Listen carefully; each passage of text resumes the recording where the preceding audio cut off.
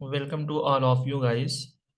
आज की इस क्लास में जो है मोस्ट डिमांडिंग टॉपिक, जिसकी डिमांड अक्सर बच्चे कर रहे थे कि सर लॉजिकल रीजनिंग का ये टॉपिक जो है, जिसमें इंक्रीजिंग कोनोटेशन या डिक्रीजिंग डेनोटेशन या इंक्रीजिंग डेनोटेशन, इस तरीके के जो वर्ड यूज करके क्वेश्चन हमसे पूछे जाते हैं, उसका आंसर जो है हमें कैसे देना है या इस चीज को हम कैसे समझेंगे। क्योंकि यहाँ पर दो वर्ड यूज किया जाता है, कोनोटेशन एंड डेनोटेशन। तो लॉजिक में जो है इस वर्ड को जो है थोड़ा सा अलग तरीके से यूज करते हैं। और इस वर्ड को अगर हम कम्युनिकेशन के टर्म में देखें या फिर हम इसको सेमेंटिक यानी लैंग्वेज के वर्ड में अगर हम इसको देखते हैं, तो इसका माना या मतलब जो है वो अलग होता है। तो चलिए हम समझते हैं, ठीक है। काफी अच्छे से जो है प्रिसाइजली हम जो है चीजों को यहाँ पे समझेंगे। जी। डेनोटेशन एंड कोनोटेशन इन सेमेंटिक यानी लैंग्वेज, यानी अगर सिर्फ इंडिविजुअली हम डेनोटेशन का माना देखें या मतलब देखें तो वो क्या होता है, यानी लैंग्वेज के टर्म में अगर हम इसको इस्तेमाल करते हैं तो इसका क्या मतलब होता है। कह रहे हैं the literal definition of a word as found in a dictionary. तो लेटरल का मतलब होता है लफ्जी, यानी लफ्ज का जो माना होता है, जो मीनिंग होती है। कहने का मतलब ये है। डिनोटेशन का मतलब ये हो गया डिक्शनरी मीनिंग, जैसे अगर कोई वर्ड है तो उस वर्ड की डिक्शनरी में जो मीनिंग मिलती है उसी चीज को हम बोलते हैं डिनोटेशन। जैसे एग्जांपल के तौर पे the word house denotes a place for people to live. अगर आप हाउस की मीनिंग जो है डिक्शनरी में देखते हो तो आपको उसका माना मिलेगा घर, यानी वो वही जगह होती है जहां पर लोग रहते हैं। तो हम लोग हाउस को घर बोलते हैं क्योंकि हाउस में जो है रहा जाता है। तो आपको याद रखना है कि अगर सिमेंटिक में या कम्युनिकेशन में या लैंग्वेज के टर्म में डिनोटेशन की मीनिंग आपसे पूछी जाती है, तो आपको ये वर्ड याद रखना है लेटरल डिफिनेशन, यानी डिक्शनरी वाली डिफिनेशन, ठीक है। यानी उस वर्ड की जो डिफिनेशन डिक्शनरी में पाई जाती है उसी चीज को हम डिनोटेशन का नाम देते हैं। अब एक वर्ड है आपका कोनोटेशन। कह रहे हैं द फीलिंग और emotion associated with a word, यानी अगर कोई वर्ड है उस वर्ड की डिक्शनरी मीनिंग के साथ साथ जो है अगर हम उस वर्ड में कुछ अपनी इमोशन को, कुछ अपनी फीलिंग को, अपने जज्बात को जो है हम ऐड कर देते हैं, तो ऐसी मीनिंग को जो है हम कोनोटेशन बोलते हैं। For example the word home has a connotation of warmth and love.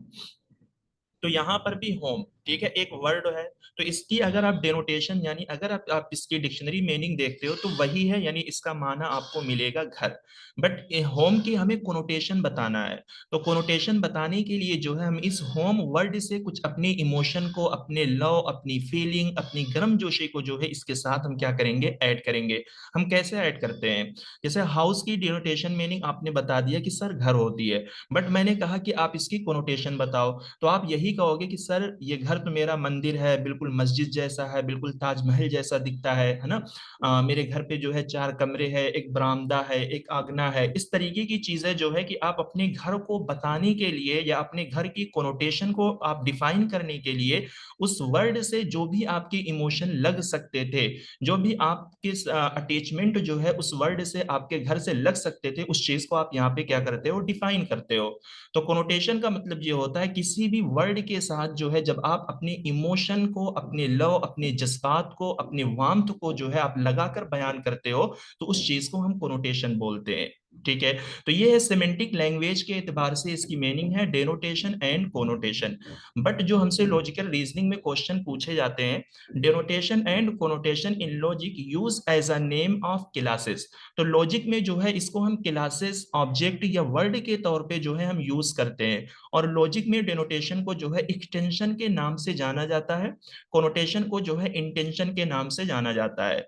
तो हमें जो समझना है वो हमें थोड़ा लॉजिकल एतबार से इसी डेनोटेशन की मीनिंग को समझना है कि इसको हम एक्सटेंशन क्यों बोलते हैं। इसमें यह होता है कि अगर यहाँ पर कोई वर्ड है, ठीक है, तो उस वर्ड के अंदर जितनी भी क्लासेस या जितनी भी कैटेगरीज जो है आ सकती है, उन सारी चीजों को जो है यहाँ पर हम डिफाइन करते हैं। अब जैसे एग्जांपल के तौर पे मैं आपको एक वर्ड बोलता हूँ यूनिवर्सिटी, ठीक। तो ये है आपका यूनिवर्सिटी, ठीक है। तो अगर हम इंडियन पर्सपेक्टिव से देखें, इंडिया में हम देखें तो यूनिवर्सिटी जो है आपका एक वर्ड है, जो कि आपका एक क्लास है या एक टर्म है, एक वर्ड आप इसको यहाँ पर बोल सकते हो। अब इसको हमें एक्सटेंड कैसे करना है, क्योंकि इस यूनिवर्सिटी की जो है बहुत सारी सब कैटेगरी यानी अलग अलग छोटी छोटी कैटेगरी है। इंडिया में अगर हम यूनिवर्सिटी बोलते हैं तो 4 या 5 किस्म की जो है यूनिवर्सिटी आती है। एक आपकी आएगी सेंट्रल यूनिवर्सिटी, ठीक है, इसी तरीके से आपकी स्टेट यूनिवर्सिटी, फिर एक होती है आपकी प्राइवेट यूनिवर्सिटी, इसी तरीके से एक होती है आपकी डीम टू बी यूनिवर्सिटी। तो यानी यूनिवर्सिटी आपकी जो है एक टर्म है, एक वर्ड है, ठीक है, जो कि एक ब्रॉड वर्ड है। उस यूनिवर्सिटी के वर्ड को हमने एक्सटेंड किया है, हमने उसकी सब कैटेगरी बनाई है। वो सब कैटेगरी क्या है? Central university, state university, private university, deemed to be university, ठीक है। अब इस सब कैटेगरी की भी हम कैटेगरी बना सकते हैं। जैसे डीम टू बी यूनिवर्सिटी की एक टाइप्स होती है डी नोवो इंस्टीट्यूशन, ठीक है, आपने पढ़ा होगा हायर एजुकेशन के अंदर। तो डी नोवो इंस्टीट्यूशन जो है वो डीम टू बी यूनिवर्सिटी की ही एक टाइप है। तो हम बोल सकते हैं कि यूनिवर्सिटी एक वर्ड है, उस वर्ड की हमने एक सब कैटेगरी बनाई डीम टू बी यूनिवर्सिटी, फिर उस सब कैटेगरी की एक कैटेगरी हमने बना दी है डी नोवो इंस्टीट्यूशन। अब इस इंस्टीट्यूशन के अंदर मेंबर होंगे। तो मेंबर कौन होगा? इसके अंदर जो डिफरेंट डिपार्टमेंट्स हैं, उन डिपार्टमेंट में पढ़ने वाले जो बच्चे होंगे वही इसके मेंबर बनेंगे। तो डेनोटेशन को एक्सटेंशन हम इस वजह से बोलते हैं कि यहाँ पर हम जो भी वर्ड यूज करते हैं, उस वर्ड से जितनी भी कैटेगरीज या क्लासेस बन सकती हैं हम बनाते हैं, और उसको हम एक मेंबर तक ले जाकर स्पेसिफाई कर देते हैं। एग्जाम्पल के तौर पे यहाँ पे आप देखिए, कह रहे हैं कि denotation is also known as extension because it indicate the range of object या टर्म, क्लास या word to which a term can be applied, ठीक है। ये कह रहे हैं कि उस ऑब्जेक्ट को या टर्म को या क्लास को या वर्ड को, उसकी रेंज को बताता है जिस टर्म पे ये सारी चीजें अप्लाई हो सकती हैं। अब एग्जांपल यहाँ पे दिया है डिसीज, ठीक है। तो एक वर्ड लिया है जो कि एक ब्रॉड वर्ड है। अब इस डिसीज जो है सिर्फ एक सिंपली वर्ड है, इसकी हम अलग अलग जो है कैटेगरी बना सकते हैं। कह रहे हैं कि डिसीज इज अ वर्ड और क्लास, इट हैज सब classes like tropical disease, heart disease, skin disease etcetera, ठीक है। तो डिसीज में जो है मुख्तलिफ किस्म की कैटेगरी या मुख्तलिफ किस्म के छोटे छोटे ग्रुप्स या क्लासेस जो है हम बना सकते हैं, ठीक है। जैसे ट्रॉपिकल डिसीज है, हार्ट डिसीज है, स्किन डिसीज है, ये पूरी एक कैटेगरी। अब इसके अंदर अलग अलग तरीके की बीमारियां जो है आती हैं। कह रहे हैं दीज सब क्लासेस में in turn have individual members और फर्दर सब क्लासेस, ठीक है। तो ये जो सब क्लासेस है, या तो इनके अंदर इंडिविजुअल मेंबर्स होंगे या फिर इनकी भी हम सब क्लासेस बना सकते हैं। जैसे डीम टू बी यूनिवर्सिटी एक सब क्लास है, उसकी भी हमने एक क्लास बनाई है de novo institution. For example, the sub class like tropical disease has a member malaria, typhoid, cholera etcetera. तो डिसीज जो है एक आपका ब्रॉड वर्ड है, उस ब्रॉड वर्ड को हमने एक्सटेंड किया है, यानी उसकी हमने सब कैटेगरी बनाई है tropical disease, heart disease, skin disease. तो ट्रॉपिकल डिसीज जो है, जो आपकी एक सब क्लास है वर्ड डिसीज की, उसके अंदर मेंबर यानी उसके अंदर जो बीमारियां आती है उसी को हम बोलेंगे मेंबर। तो कौन कौन सी बीमारी उसके अंदर आती है? मलेरिया है, टाइफाइड है, कॉलरा है। तो यूनिवर्सिटी की भी हमने एक वर्ड लिया, उस वर्ड को हमने एक्सटेंड किया, और उस एक्सटेंशन के अंदर जो मेंबर आएंगे, जो डिफरेंट किस्म के डिपार्टमेंट होते हैं, उसमें जो पढ़ने वाले स्टूडेंट्स होते हैं, उन्हीं को हम यहाँ पर मेंबर बोलेंगे। तो उम्मीद करता हूं कि ये चीज आपको समझ में आ गई होगी, क्योंकि मैंने बहुत ही आसान वर्डों में या लफ्जों में इस चीज को बताने की कोशिश की है। देखिए, कोनोटेशन जो है ये इसी मीनिंग में यूज होगा, जो सिमेंटिक लैंग्वेज में जिस तरीके से इसकी मीनिंग यूज की जाती है, तो इसमें भी उसी तरीके से ये यूज किया जाएगा। Connotation is also known as intention because it refer to general qualities। Qualities को हम एट्रीब्यूट्स बोलते हैं, जिसका मतलब होता है सिफात, खुसूसियात या कैरेक्टरिस्टिक हम बोल सकते हैं, इंटेंडेड बाय अ टर्म। यानी कोनोटेशन में हमारे पास जो टर्म होती है ना, उस टर्म की जो भी जनरल क्वालिटीज हो सकती हैं, जो भी खुसूसियात या सिफात हो सकती हैं, उस चीज को यहाँ पर बयान किया जाता है। For example, the intention of the word college is the quality that describe it, such as an educational institution that provides higher education। अब यहाँ पर अगर कोनोटेशन, कॉलेज एक वर्ड है, इस वर्ड की अगर हमें कोनोटेशन बयान करना है, तो कॉलेज अगर एक वर्ड है तो इसकी कोनोटेशन या इसकी जनरल क्वालिटीज या इसके जनरल एट्रीब्यूट से जो है यही हो सकते हैं कि भाई कॉलेज जो है एक एजुकेशनल इंस्टीट्यूशन है जो हायर एजुकेशन प्रोवाइड करता है, जो हायर एजुकेशन आपको देता है। ठीक है। लेकिन वहीं पर अगर हम डेनोटेशन की बात करें तो जो भी वर्ड वहां पर लिया जाता है उस वर्ड को हम एक्सटेंड करते हैं, बढ़ाते हैं, यानी उस वर्ड से रिलेटेड जितनी भी सब कैटेगरीज, ग्रुप, दीगर सारी चीजें बन सकती हैं हम वहां पर बनाते हैं। ठीक, चलिए। NTA ask question in your exam net like this. तो एनटीए आपसे क्वेश्चन किस तरीके से पूछता है? अब देखिए यहाँ पे एक बहुत ही अच्छी चीज मैं आपको यहाँ पे बता रहा हूँ, इंक्रीजिंग कोनोटेशन। देखिए जो चीज इंक्रीजिंग कोनोटेशन है उसी को ही हम डिक्रीजिंग डेनोटेशन भी बोलते हैं। ठीक है, पहला पॉइंट बहुत ही पॉइंट वाली चीज है। ठीक है, आप इसको जरूर नोट करो और अपने माइंड में रखो, आप कभी भी कंफ्यूज नहीं होगे इस तरीके के क्वेश्चन को बनाने में। ठीक है, जो चीज इंक्रीजिंग कोनोटेशन है वही चीज आपकी डिक्रीजिंग डिनोटेशन है। ये वर्क कैसे करती है? जनरल टू स्पेसिफिक ये वर्क करती है। ठीक है, और जो चीज आपकी इंक्रीजिंग डिनोटेशन है उसी चीज को हम डिक्रीजिंग कोनोटेशन का नाम देते हैं, और ये चीज आपकी स्पेसिफिक टू जनरल काम करती है। In increasing connotation, the hierarchy of classification start from broader category to more specific one। तो यानी जनरल टू स्पेसिफिक आप इंडक्टिव एंड डिडक्टिव की तरह जो है इस चीज को समझ सकते हो। In increasing denotation, the hierarchy of classification start from more specific one to broader categories। तो यहाँ पर जो है हम स्पेसिफिक टू जनरल क्या करते हैं? क्लासिफाई करते हैं जो भी वर्ड हमारे पास आते हैं। हम क्वेश्चन भी करते हैं प्रैक्टिस के तौर पे ताकि हमें और अच्छे से चीजें समझ में आ जाए। अब देखिए यहाँ पे आपको बोला गया डिक्रीजिंग एक्सटेंशन। तो एक्सटेंशन हम किसको बोलते हैं? डेनोटेशन को बोलते हैं। ठीक है, तो अगर डिक्रीजिंग एक्सटेंशन बोला गया है, ठीक है, तो इसका मतलब आपसे इंक्रीजिंग कोनोटेशन पूछा गया है, क्योंकि डिक्रीजिंग एक्सटेंशन को ही हम इंक्रीजिंग कोनोटेशन का नाम देते हैं, या इंक्रीजिंग कोनोटेशन को जो है हम डिक्रीजिंग एक्सटेंशन या डिक्रीजिंग डेनोटेशन का नाम जो है हम देते हैं। अब यहाँ पे हर वर्ड की पहले हम मीनिंग देखेंगे। देखिए मैमल्स जो है हम उन जानवर्स को बोलते हैं जो थन वाले होते हैं। ठीक है, यानी जो दूध पिलाने वाले जानवर्स होते हैं। एक है एनिमल, एक है आपका टाइगर, एक है आपका फिलाइन।